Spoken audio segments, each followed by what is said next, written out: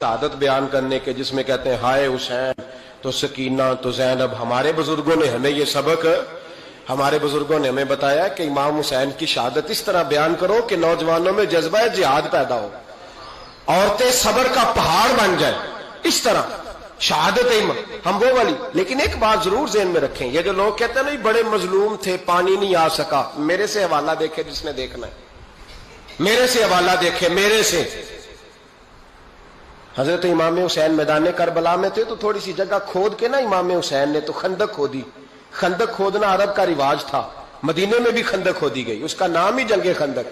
تو خندق کھود کے نا آگ جلائی جاتی تھی, یہ حفاظت کا ایک ذریعہ تھا تاکہ دشمن نہ آئے.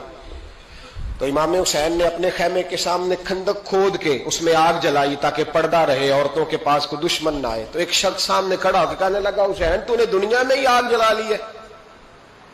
معاذ اللہ ثم معاذ اللہ کہنے لگا آگے تو آگ ملے گی, یہاں جلا لی ہے. تو امام حسین کہنے لگے میں حکم دیتا ہوں آگ کو کہ تجھے ابھی پکڑ لے.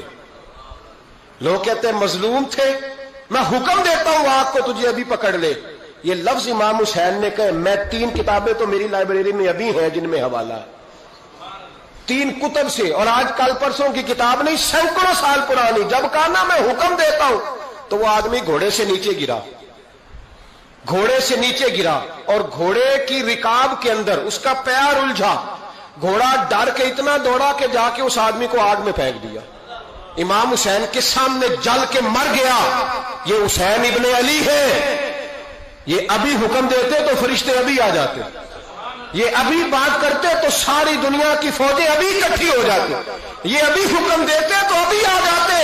اور سنو, اگر جناب اسماعیل کے لیے دمبا آ سکتا ہے تو وہ تو حضرت ابراہیم کے بیٹے تھے, اور یہ تو مصطفیٰ کی اولاد ہے, ان کے لیے کیا کچھ نہیں ہو سکتا. لیکن امام حسین نے پسند کیا تھا کربلا کے جہاد کو, اس کو پسند کیا تھا مولا علی نے, وہ اپنی پسند پہ تھے. کوئی آدمی اس طرح نہ بیان کرے کہ بڑے مظلوم تھے تو بڑی مشکل میں تھے تو بڑا روتے تھے بڑے, اور کوئی شخص ایسی بات. یہاں تو تماشا لگ گیا ہے, تماشا لگ گیا ہے. ایک وہ ہے جو آج کل کہہ رہے ہیں بس جی وہ تو 2 شہزادوں کی جنگ تھی, انہیں بھی شرم نہیں آتی, اور ایک ممبروں پہ چڑھے ہوئے ہیں, چہرے پہ داڑھی کوئی نہیں, سر پہ ٹوپی کوئی نہیں, بازاری سا انداز ہے, کبھی دوڑ کے ادھر جاتے ہیں, کبھی بھاگتے ہیں, کبھی کہتے ہیں اونچا بولنا, پیروں پہ کھڑا ہونا, یہ لوگ بیان کریں گے امام حسین کی بات, یہ لوگ بیان کریں. بیبیوں کے مصائب پڑھ رہا ہوں, وہ اور بیبیاں ہوتی ہیں جو ہائے ہائے کرتی ہیں, واہ بیلا کرتی ہیں. یہ میرے نبی کا خاندان ہے, یہ میرے نبی کا خاندان ہے, نبی کا خاندان. میں حوالہ دکھاؤں گا, مجھ سے سنو حوالہ. حضرت سیدہ زینب نے سارے جنازے دیکھے, بھتیجوں کو, بھانجوں کو, سب کو شہید ہوتے دیکھا. عورتیں ڈرتی میت کو ہاتھ نہیں لگاتی, چیختی ہیں بیبیاں. لیکن حضرت جناب زینب نے پتہ کیا دیکھا تھا, وہ سننا ذرا. امام حسین کی لاش مبارک کربلا میں پڑی تھی, اور امام حسین کا سر کاٹ کے نیزے پہ چڑھایا گیا تھا, اور وہ بیبیوں کے سامنے خالی سر چڑھ رہا تھا, اور سینکڑوں میل کا سفر کر کے دمشق کے بازاروں سے گزرتا وہ سر گیا. آج میں سر کی بات نہیں کرتا, سر کی. آپ مرد ہیں, جوان ہیں سارے, یہاں کسی کا کٹا ہوا ہاتھ پھینک دیا جائے نا, ہاتھ تو لوگ چیخے مار کے دوڑ جائیں گے, بلکہ ہاتھ تو دور رہا, کسی کی انگلی کاٹ کے یہاں پھینکی جائے تو لوگ چیخے مار کے مرد دوڑ جائیں گے. لیکن کٹا ہوا سر دیکھا, لاشیں دیکھے. یزید کا دربار آیا, بی بی صاحبہ کو نا ایسے عورتوں نے اپنے حالے میں لیا ہے. سیدہ زینب وہاں بیٹھ گئی, تو جب بولا نا یزید دربار میں, کہنے لگا کہ دیکھو اللہ نے عزت والوں کو عزت دی, معاذ اللہ ثم معاذ اللہ. اور میرے مخالفین کا کیا حشر ہوا جب اس نے دیکھے نا, ایک آدمی مجبور ہے, مقہور ہے, اتنا لمبا سفر ہے, غربت ہے, پیاس ہے, بیماری ہے, کیا انداز ہے جب اس عالم میں یزید کے دربار میں اس نے گستاخی کی امام حسین کی. یہاں لوگ کہتے ہیں کسی کو کچھ نہ کہو, کہ کیوں نہ کچھ کہیں, جو سیدنا امام حسین کے بارے میں بات کرے گا زبانیں کھینچیں گے اس کی, جو صحابہ کے بارے میں بات کرے گا ہم کرنے دیتے. یہ کیا بات ہوئی, گستاخی کرنا, بے ادبی کرنا, یہ کون سا دین ہے؟ یہ تو تم بے دینی پھیلا رہے ہو. سنو, جب اس نے بے ادبی کی تو سیدہ زینب چپ نہیں رہی, بلکہ حضرت زینب بولی اور کھڑی ہوئی. اور آپ نے تلاوت کی قرآن مجید کی اور آیتیں پڑھی، کہنے لگی وَتُعِزُّ مَن تَشَاءُ وَتُذِلُّ مَن تَشَاءُ بِیَدِکَ الْخَیْرُ، اور آپ فرمانے لگی یزید تو کہتا ہے تیرے مخالفین پسپا ہو گئے، تجھے عزت ملی۔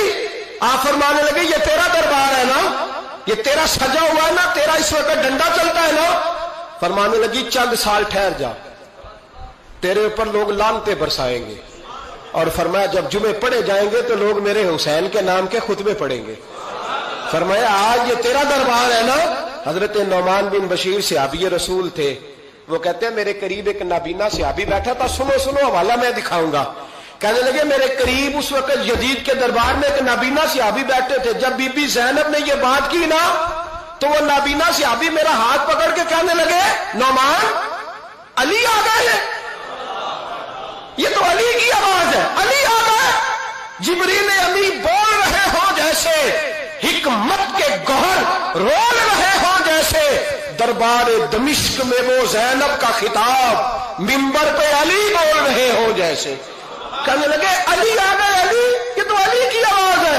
جناب نعمان بن بشیر کہنے لگے نہیں، علی جب بولتے تھے تو بڑا رنگ ہوتا تھا، ابھی تو زینب کھل کے بول ہی نہیں رہی، ابھی تو زینب ستائی ہوئی ہے، ابھی تو زینب زخم کھا کے آئی ہے، ابھی تو زینب پیاسی ہے۔